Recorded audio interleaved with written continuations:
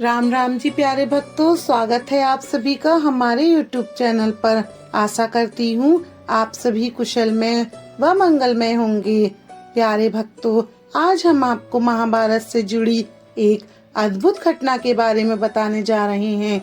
जब महाभारत युद्ध में मारे गए समस्त सूरवीर जैसे कि भीष्म पितामह, द्रोणाचार्य, दुर्योधन, अभिमन्यु, द्रौपदी के पुत्र कर्ण, शिखंडी आदि सभी एक रात के लिए पुनर्जीवित हुए थे और ये घटना महाभारत युद्ध खत्म होने के 15 साल बाद घटित हुई थी। साथ ही हम आपको बताएंगे कि धृतराष्ट्र, गांधारी, कुंती और विदुर की कैसे मृत्यु हुई और इसके अलावा हम आपको ये भी बताएंगे कि महाभारत के युद्ध में मारे गए इतने सारे सैनिक जिनकी पत्नियां विधवा हो चुकी थीं, उनका क्या हुआ और उनका जीवन किस तरह से उन्होंने विधवाओं के रूप में बिताया। आखिर अपने पतियों की मृत्यु के बाद इन विधवा स्त्रियों के साथ क्या हुआ, इन सब की हम आपको विस्तार पूर्वक जानकारी देंगे। इसीलिए आप सभी से निवेदन है कि कृपया वीडियो को अंत तक देखें। प्यारे भक्तों, कहानी इस प्रकार है। राजा बनने के पश्चाताप हस्तिनापुर में युधिष्ठिर धर्म व न्याय पूर्वक शासन करने लगे। युधिष्ठिर प्रतिदिन धृतराष्ट्र व गांधारी का आशीर्वाद लेने के बाद ही अपने अन्य काम किया करते थे। इस प्रकार अर्जुन, नकुल, सहदेव, द्रौपदी आदि भी सदैव धृतराष्ट्र व गांधारी की सेवा में लगे रहते थे। लेकिन भीम के मन में सदैव धृतराष्ट्र के प्रति हमेशा द्वेष भाव ही रहता था। भीम धृतराष्ट्र के सामने कभी कभी ऐसी बातें भी कह देते थे जो कहने योग्य नहीं होती थी। इस प्रकार धृतराष्ट्र गांधारी को पांडवों के साथ रहते रहते 15 वर्ष बीत गए थे। तभी एक दिन की बात थी, भीम ने धृतराष्ट्र व गांधारी के सामने कुछ ऐसी बातें कह दी जिसे सुनकर धृतराष्ट्र और गांधारी के मन को बहुत दुख हुआ। उनके मन में बहुत शोक उत्पन्न होने लगा। धृतराष्ट्र ने सोचा कि पांडवों के आश्रय में रहते रहते अब बहुत समय बीत चुका है, इसीलिए अब वानप्रस्थ आश्रम यानी कि वन में ही रहना उचित है। गांधारी ने भी धृतराष्ट्र के साथ वन में जाने की सहमति दे दी। धृतराष्ट्र व गांधारी के साथ विदुर व संजय ने भी वन जाने का निर्णय लिया। उन सभी ने वन जाने का विचार कर धृतराष्ट्र ने युधिष्ठिर को बुलाया और उनके सामने अपनी पूरी बात रख दी। पहले तो युधिष्ठिर को बहुत दुख हुआ, लेकिन बाद में महर्षि वेदव्यास के कहने पर युधिष्ठिर मान गए। जब युधिष्ठिर को पता चला कि धृतराष्ट्र गांधारी के साथ साथ विदुर व संजय भी बन जा रहे हैं, तो उनके शोक की कोई सीमा नहीं रही। धृतराष्ट्र ने बताया कि वे कार्तिक मास की पूर्णिमा को वन के लिए प्रस्थान करेंगे। वन जाने से पहले धृतराष्ट्र ने अपने पुत्रों व अन्य परिजनों के श्राद्ध के लिए युधिष्ठिर से धन मांगा। भीम ने द्वेषावश धृतराष्ट्र को धन देने से इनकार कर दिया। तब युधिष्ठिर ने उन्हें फटकार लगाई और धृतराष्ट्र को बहुत सा धन देकर श्राद्ध कर्म संपूर्ण करवाया। तय समय पर धृतराष्ट्र, गांधारी, विदुर व संजय ने वन यात्रा प्रारंभ की। इन सभी को वन जाते देख पांडवों की माता कुंती ने भी वन में निवास करने का निश्चय किया। पांडवों ने अपनी माता कुंती को बहुत समझाने का प्रयास किया, लेकिन कुंती भी धृतराष्ट्र और गांधारी के साथ वन चली गईं। धृतराष्ट्र आदि ने पहली रात गंगा नदी के तट पर व्यतीत की। कुछ दिन बाद वहां रुकने के बाद धृतराष्ट्र, गांधारी, कुंती, विदुर, संजय कुरुक्षेत्र आ गए। यहाँ महर्षि वेदव्यास से वनवास की दीक्षा लेकर ये सभी महर्षि सतयुग के आश्रम में निवास करने लगे। वन में रहते हुए धृतराष्ट्र घोर तप करने लगे। तप से उनके शरीर का सारा मांस सूख गया। सिर पर महर्षियों की तरह जटा धारण कर वे और भी कठोर तप करने लगे। तप से उनके मन का मोह दूर हो गया। गांधारी और कुंती भी तप में लीन हो गईं। विदुर और संजय इनकी सेवा में लगे रहते और तपस्या किया करते थे।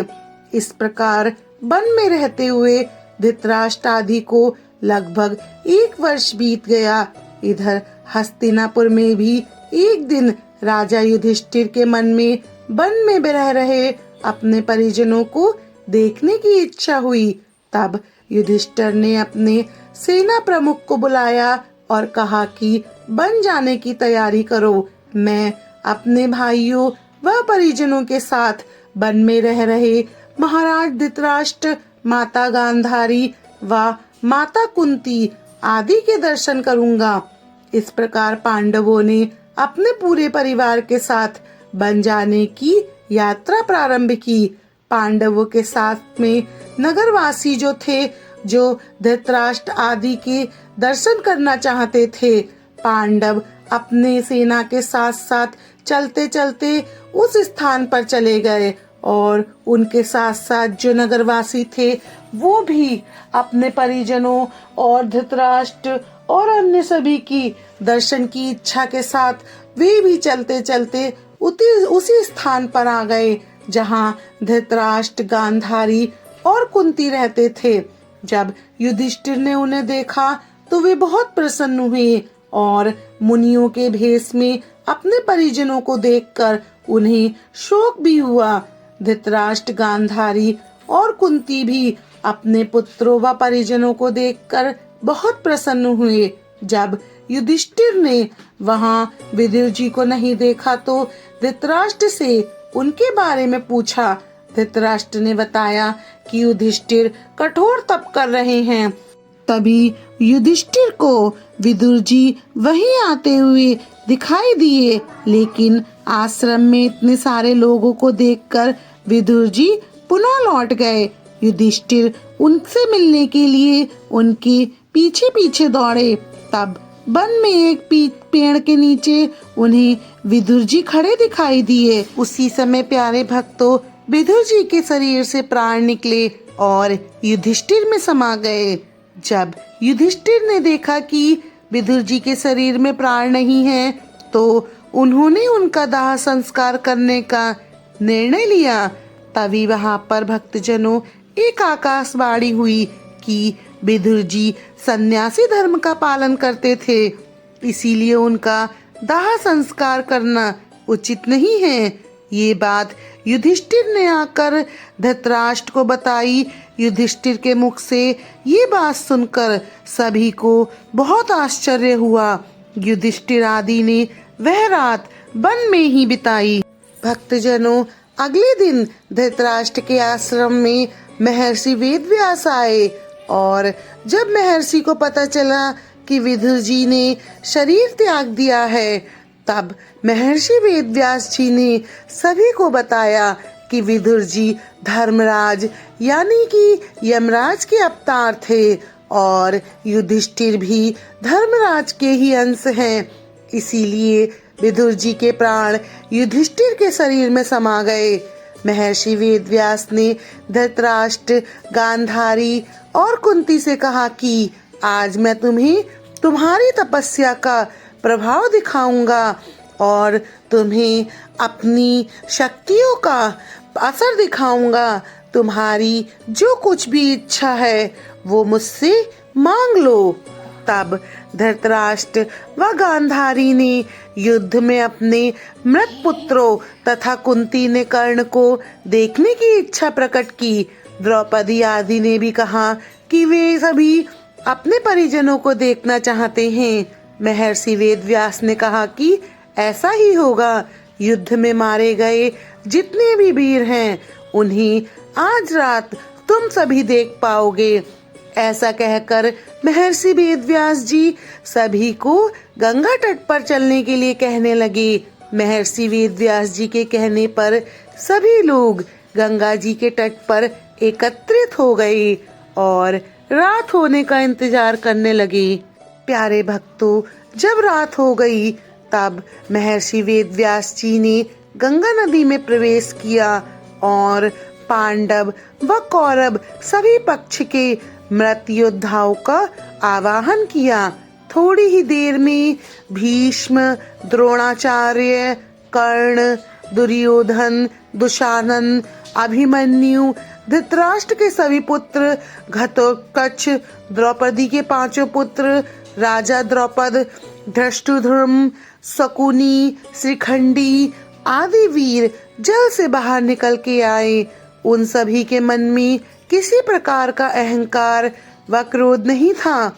महर्षि वेदव्यास ने धृतराष्ट्र व गांधारी को भी दिव्य नेत्र प्रदान किए।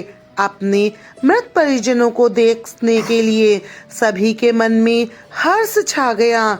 सारी रात अपने मृत परिजनों के साथ बिताकर सभी के मन में अत्यधिक संतोष हुआ। सभी अपने मृत पुत्रों, भाइयों, पतियों व अन्य संबंधियों से मिलकर सभी का मन का संताप दूर हो गया। तब महर्षि वेदव्यास जी ने वहां पर उपस्थित विधवा स्त्रियों से कहा कि जो भी अपने पतियों के साथ में जाना चाहती हैं, वे सभी गंगा जी में डुबकी लगाएं। महर्षि वेदव्यास के कहने पर अपने पति से प्रेम करने वाली विधवा स्त्रियां गंगा जी में डुबकी लगाने लगी और अपना शरीर छोड़कर पतिलोक में चली गईं। इस प्रकार वह अद्भुत रात समाप्त हुई। इस तरह से अपने मृत परिजनों से मिलकर धृतराष्ट्र, गांधारी, कुंती व पांडव बहुत प्रसन्न थे। लगभग 1 महीना वन में रहने के बाद युधिष्ठिर आदि पुनः हस्तिनापुर लौट आए। इस घटना के करीब 2 वर्ष बाद एक दिन देव ऋषि नारद जी युधिष्ठिर के पास आए। युधिष्ठिर ने उनका स्वागत सत्कार किया। जब देव ऋषि नारद जी ने उन्हें बताया कि गंगा नदी के आसपास के सभी तीर्थों के दर्शन करते हुए वे युधिष्ठिर के पास आए हैं, तो युधिष्ठिर ने उनसे धृतराष्ट्र, गांधारी व माता कुंती के बारे में पूछा। तब देव ऋषि नारद जी ने उन्हें बताया कि तुम्हारे वन से लौटने के बाद धृतराष्ट्र आदि हरिद्वार चले गए। वहां उन्होंने सभी ने मिलकर घोर तपस्या की। एक दिन जब वे लोग गंगा जी में स्नान करके आ रहे थे, तभी वन में भयंकर आग लग गई। दुर्बलता के कारण धृतराष्ट्र, गांधारी व कुंती भागने में असमर्थ थे। इसीलिए उन्होंने उसी अग्नि में अपने प्राण त्यागने का विचार किया और वहां एकाग्रचित्त होकर बैठ गए।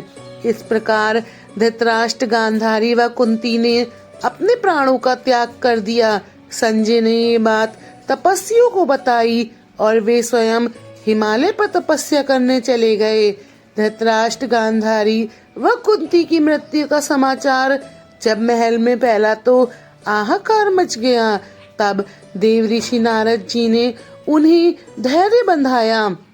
युधिष्ठिर ने विधि पूर्वक सभी का श्राद्ध कर्म करवाया और दान दक्षिणा देकर उनकी आत्मा की शांति के लिए संस्कार करवाए।